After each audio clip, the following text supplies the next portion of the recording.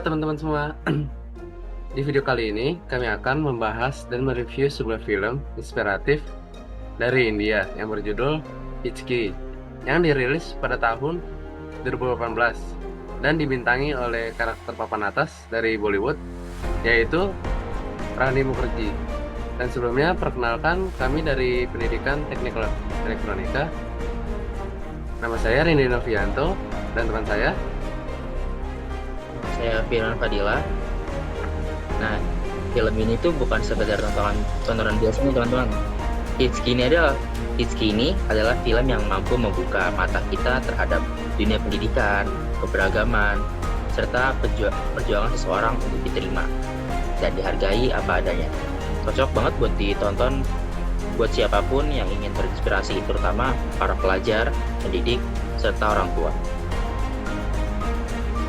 Film Hitski ini adalah film drama. Tokoh utama dalam film ini adalah Naina Mathur yang diperankan oleh Rani Mukherjee. Naina ini adalah seorang wanita cerdas dan penuh semangat yang bercita-cita menjadi guru.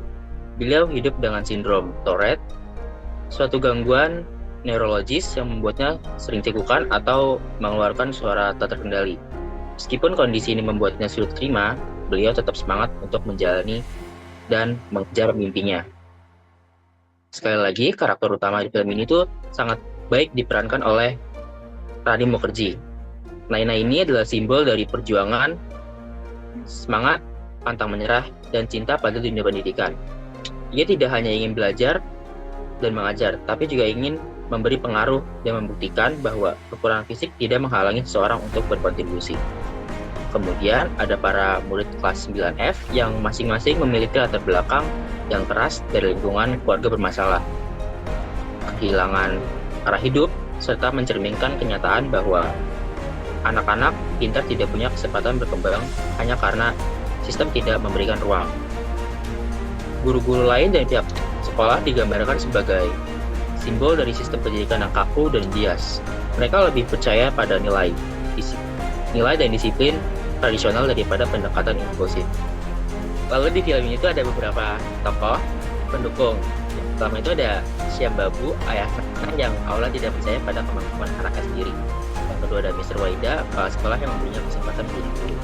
Lalu yang ketiga itu para siswa kelas 9 tadi, kelompok siswa dari latar belakang miskin yang dianggap nakal dan tidak punya masa depan, namun kemudian berubah berkat pendekatan Naina ini. Jadi sinopsis atau cerita singkat dari film ini ialah Naina akhirnya diterima menjadi guru di sekolah bergengsi. Namun ia ditugaskan mengajar kelas 9F, yaitu kelas buangan, yang berisi siswa-siswa yang sulit diatur. Pada awalnya siswa-siswa ini menolak kehadiran dan mencoba mengusirnya. Tetapi dengan kesabaran, metode mengajar yang kreatif, dan pendekatan pribadi, Naina berhasil menyentuh hati mereka satu persatu. Di akhir ceritanya, siswa-siswa tersebut akhirnya membuktikan bahwa mereka mampu berprestasi dan melampaui ekspektasi semua orang. Nah, selanjutnya itu ada tema dari film ini. Sebenarnya itu ada 4 poin dari tema ini. Yang pertama itu ada inklusi dalam pendidikan, yang kedua menghadapi kekurangan diri, yang ketiga guru sebagai agen perubahan, lalu yang terakhir itu melawan sistem yang tidak ada. Nah, tema utama film ini tuh tadi kan pendidikan inklusif, perjuangan melawan diskriminasi dan pentingnya kesempatan yang adil bagi semua orang. Film ini juga menekankan nilai kerukunan, empati, dan semangat pantang menyerah. Lalu yang kedua itu poin menghadapi kekurangan diri tadi. Naina menjadi contoh nyata bagi beberapa orang yang bisa menerima kekurangan dan bahkan menjadikannya sebagai kekuatan. Bukan menjadikannya penyakit tersebut, ia justru membawanya dengan bangga.